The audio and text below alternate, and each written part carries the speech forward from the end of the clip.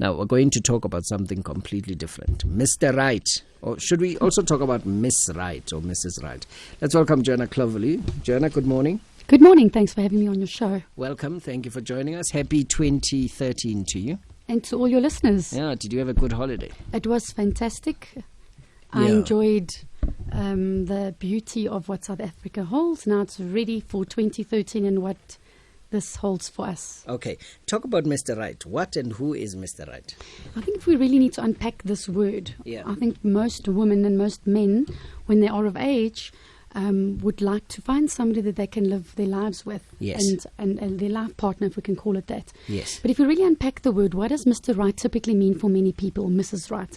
It typically means that perfect person that you're going to that you have idolized in your mind, that fits all the qualities in the checklist that we tend to put down to fit that. And often what that leaves most people is disappointed and frustrated, because very early on in the relationship, this person doesn't really meet those qualities that you've put out yourself. Those expectations. Those very high expectations that really are unobtainable. Why do people do that?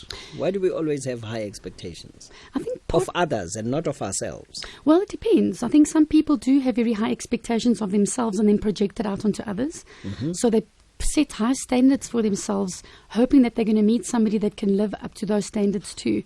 But that really causes a lot of stress and a lot of, like I said, disappointment very early on. Either the relationship ending very quickly, or it ending up in a power struggle or high conflict, or the other person feeling quite minimized in the relationship. Yeah. So one party walking out or feeling quite minimized in some way. Yeah. So, Mr. Right, when do you know? I mean, is there a timeline to saying, so you met somebody this week? Can you tell next week? Or by when can you tell that this one is right or wrong? I always tell my patients or my clients that it's really important to, firstly, before we set out all these goals and checklists of what it is we want, which is really important, we need to know what it is we desire in another person. Yeah. But firstly, it's to integrate ourselves. Okay. Firstly, it's to know yourself, to be yourself, and to love yourself. Yeah. And when we can look at all those three aspects and you're feeling whole within yourself, often the right person will come right onto your lap. Yeah. And when we stop the search and we're not trying our best, We're putting ourselves out there. I think it's important on some level. You need to be open. So I often say to my clients that it's really important to, number one, look inside yourself and first know who you are before you can expect somebody else to be a certain way or to come into your space. But it's important to know yourself. But what's also very important is to I suddenly lost my thoughts. Yeah. But it's really important to understand what is it that we generally take into the relationship, those infatuated belief systems. Yeah. So the fairy tale story that we've been read to by our fathers during bedtime, the prince, the shining, the prince in shining armor. Yes. The tall, The dark, and knight in handsome, the shining knight in armor. shining There we armor. go. Yeah. Armor. The smart, handsome, successful person that's got Yes. 5 houses and owns his own company. There's nothing wrong with having those dreams. The nice young boy from around the corner from the rich family. That's got lots of money. Yes. But those, you often hear of stories where a person or a partner has entered into that kind of relationship with this false belief of what they thought would make them happy, and they often have all the materialistic values, all the materialistic needs met, but all the other needs are not being met, leaving them miserable. It occurs to me that could you be right for a certain period of time? I mean, are you Mr. Right forever, or are you Mr. Right? Because people are not static, are they? No. We are changing human beings. Okay, so I think it's also important to understand that as a human being, I think it's a lot more complex than what we lead on to believe, but that we are constantly changing, we are constantly growing. And often what happens is in relationships, two partners generally start off on, they think the same page, and then may walk the path, a separate path at some stage. It's really, really important very early on in the relationship, when the infatuation phase has dissipated, when the dopamine levels have dropped. How long does it take? I think it depends on many different people. Some people are quite addicted to dopamine, and that the chase and the excitement and the challenge of getting that person. And once they've got them, then it becomes boring and there's no risk involved anymore, and then they move on. And I think they find themselves in a perpetual pattern where they end up single at 45 with a similar kind of string of other women or men that have left them feeling quite unfulfilled and still on the search and on the lookout. Okay, so did you answer the question about how long it takes? I think it depends. So some people, you need to ask yourself, am I the kind of person that is really drawn to the excitement phase only, and as soon as that falls away, then we don't look at the reality of what the relationship holds, and assessing what it is that you've put yourself out there in terms of a relationship and a partner.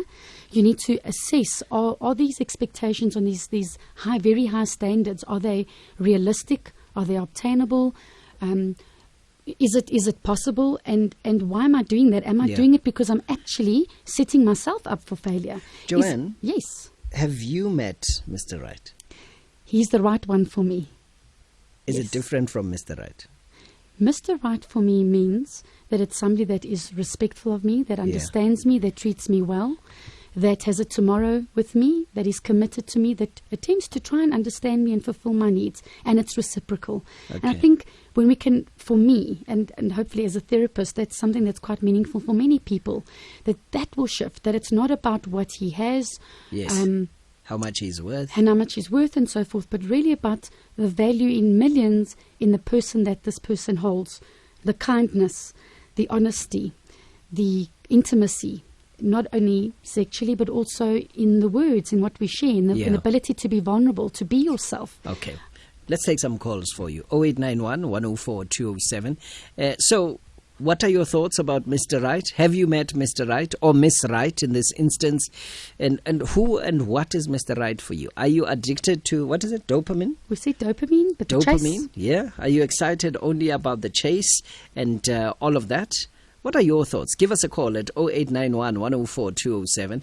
0891 104 207. That's the number to call. Maybe you met Mr. Right or Miss Right during the holiday season and you're starting 2013 on a fantastic footing with Mr. or Mrs. Right on your cell phone. You know, you're looking at that picture all the time. It's actually quite interesting because physically, physiologically, it actually happens that way. Yes. The biochemistry allows us to become infatuated and obsess about the person. What do you get infatuated with? I mean, do you get attracted to the way the person looks, their eyes, their nose, their height? Generally, it's about physically, it could be the looks, but it's also about positive traits. Yeah. So it's all those qualities that you really like in the person, but it's heightened by 100. Mm-hmm. And that allows us to really attach to the person. So once this phase has dissipated, it's important where the effort comes into relationship, where two people are constantly putting effort, work, and it doesn't have to be hard work, but work to maintain, to put action, motion into the relationship to keep it sustainable. Okay. 0891 104 207. Janus is in Cape Town. Good morning, Janus. Hi, good morning, Rio. Hi.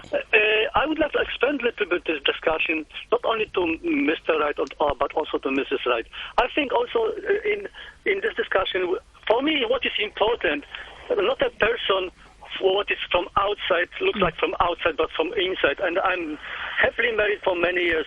But our youngsters, they struggle today a little bit because, talking about women these days, the woman of these days can sort of hide in her trying to impress us with the beauty, wearing some wigs, painting their faces. But when men paint their faces, usually those days they went to the war. These days, women paint their faces and trying and go to cosmetic sort of shops to trying to impress. I don't know, impress herself or others. But I think what is the most important, not what is for looks from outside, but what is inside. Thank you. Okay. It's not about what's on the outside, it's what's on the inside. It's so refreshing to hear Janus say that, because I think we often get skewed by only one part of ourselves. And yes, it's important to look after ourselves and to put out a picture that draws somebody into our space, that makes us look attractive.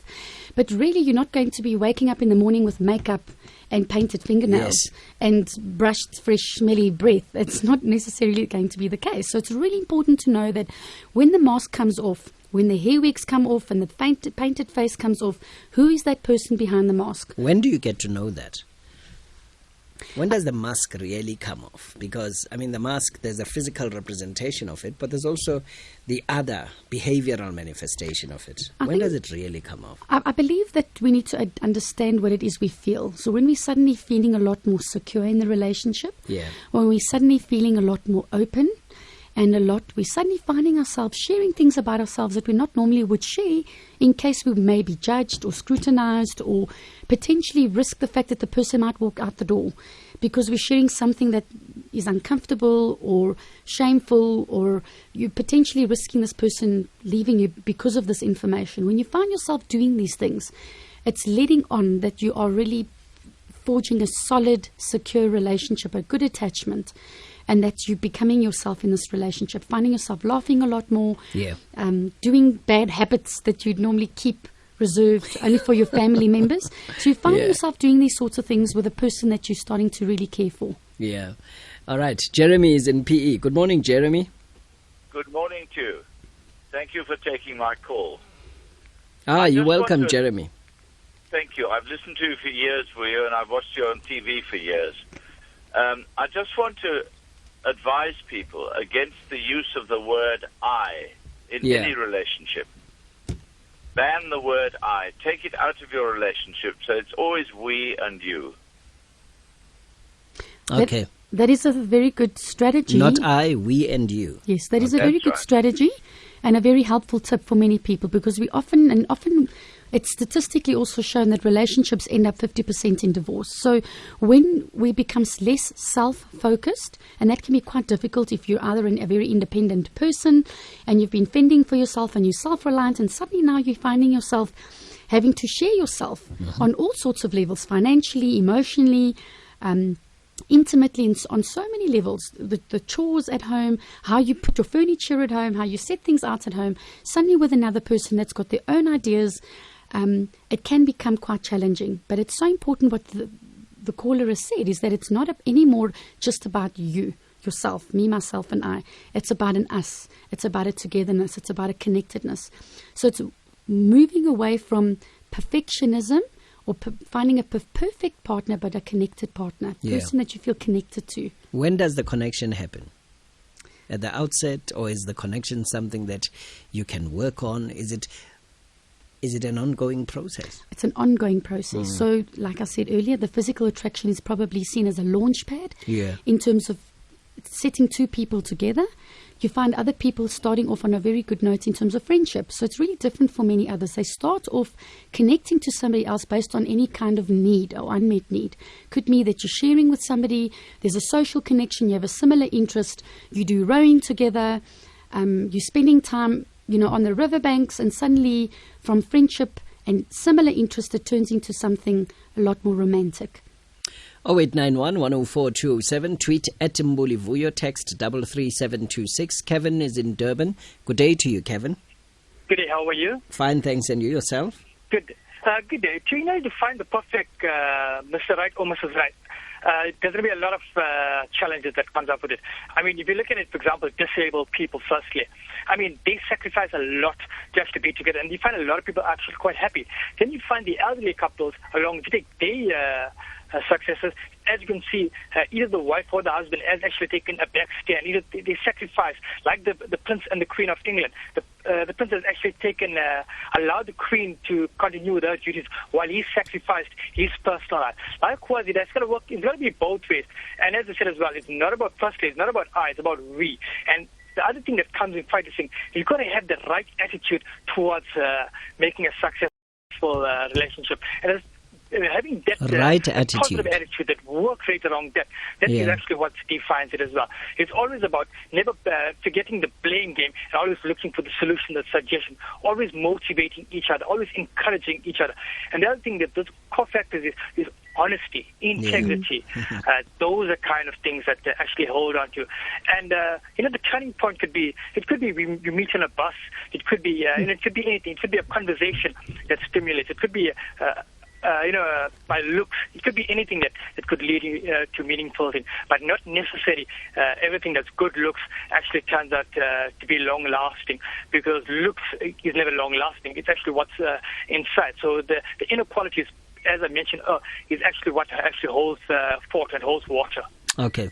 Thank you very much, Kevin. Here's a man. His name is Sig. He regularly calls here on SAFM, and he has a bit of a sense of humor as well. He says, Vuyo, I'm Mr. Right, but my wife disputes that every day. That's good. So Kevin says have a good attitude as well, a positive attitude. I think it's really important. So number one, for those that are seeking to find Mr. Right or Miss Right. Yes. And for those that are in a relationship that sometimes find themselves in a frustrating situation where they're either misunderstanding each other or they're finding themselves in a stressful financial position and so forth, and it's causing a lot of strain in the space between the two partners. It's to remember, first and foremost, that there's the belief. If I believe that I'm going to make, or we believe that we're going to make this relationship work, no matter what, it already sets the tone around the commitment aspect to this relationship and it being long-standing.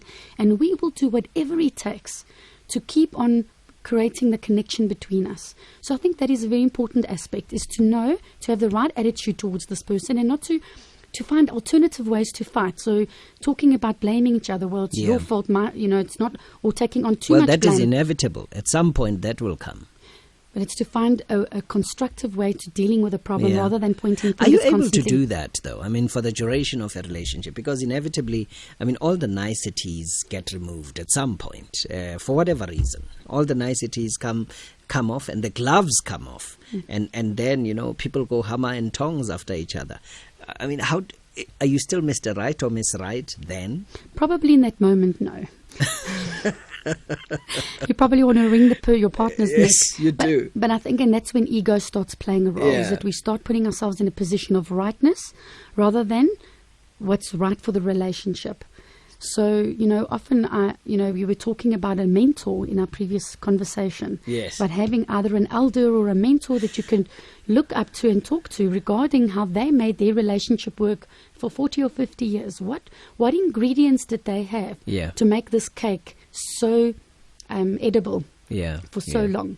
So if you can find someone that you can talk to, whether it's a therapist or a mentor or qualities in your parents that you can look to as examples of what it is that you can constantly create and keep, particularly in times when things are tough, because it's in the tough times that the ingredients show up.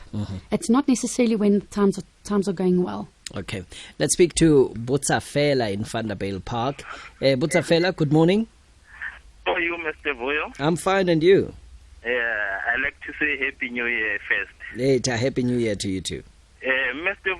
Vuyo, the question that you asked a lady before, I didn't have it clearly. The question that if you have a new partner, how long? Maybe it's the 2 year or 5 year, because people, they say outside you cannot know a person because people can change by times go on. Yeah. Now, I want to know exactly, is 5 years or is a long time? How a time before you can say I can take this person serious to go stage of marriage? Yeah. Okay. Okay, so I think it's really difficult to say an exact timeline, because I think the question behind the question is really, if I know how much time I have, then I can work towards that, and that'll give me a sense of control in terms of what it is to expect in this relationship. But I think it's important to understand, firstly, reflect on what is happening in the space between you and your partner. If you're finding that, and yet sometimes things are really out of our control, that the relationship is moving in a very fast pace, and you find yourself sharing of yourself, you're vulnerable, you able to be yourself, you know yourself really well, you know what it is you want, you're in a partnership where most of your needs are being met and you're communicating really well, and you're both wanting a commitment in terms of your future, and that you're looking at your age, your developmental stage and age. For example, somebody at 35 might not need 5 years to figure out somebody, where somebody at 20, where they're still getting their life on par, and they want to... Might need a longer period of time. They may need a longer period of time. All right. 5 minutes before 11 o'clock. Let's take a break. Morning Talk on SAFM continues after the... Morning Talk on SAFM. T's and C's apply. 28 years old, 28 years in a marriage. Hi, Vuyo. There's no such thing as Mr. or Mrs. What if he or she have? If you happen to be broke, the treatment won't be the same, vice versa. Appearance happens to change, you will be treated differently. That's Raswiswi from Benoni. Appearance is important? I think also what Raswiswi is saying is that it sounds to me that he had some financial difficulties, and then things start shifting in the relationship. So his or her partner's not seeing them in the same light. So I think often what happens is if we only attach ourselves to one aspect of a partner, for example, financially, we're setting ourselves up for failure. In other words, we only assume the role that finances is the only thing that makes us feel secure in this relationship. So when there are difficult times, then what will typically happen is it will cause a lot of strain in this relationship, make the one partner feel very insecure and wanting to opt out and find somebody else that can give them that same sense of financial security. So it is unfortunate, and it does really happen. And perceptions do change. But it's important to look at the person as a whole rather than just one aspect of them, not just the beauty aspect, not just the physical, financial and so forth, but to look at the person from a more holistic perspective. You know when the honeymoon is over, when she says, honey, do you mind if I put my false teeth in the same glass as yours? That's Peter Wiley. That's a bit old, isn't it? I mean, maybe sort of from my age group, 45, where teeth have to be replaced. I think that is quite beautiful that they're sharing the same glass of water. But can you share a toothbrush during the honeymoon or not? It's a complete no-no. If you ask me, I say complete no-no. I think there are some things that need to stay personal and need to stay separate. You can share toothpaste.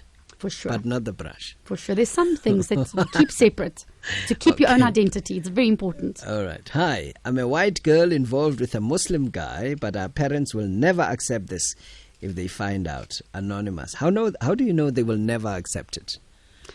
Sure, that is a very, very difficult situation. We are living in a society where it's a lot more integrative, and we are prone to meet people of different races, different classes and so forth. Yes. And so we're stepping out of our cultural boundaries and so forth. So I think this person is probably sitting in a huge dilemma, loving this person dearly, but loving probably their family too, and wanting to please both sides can leave them feeling very torn.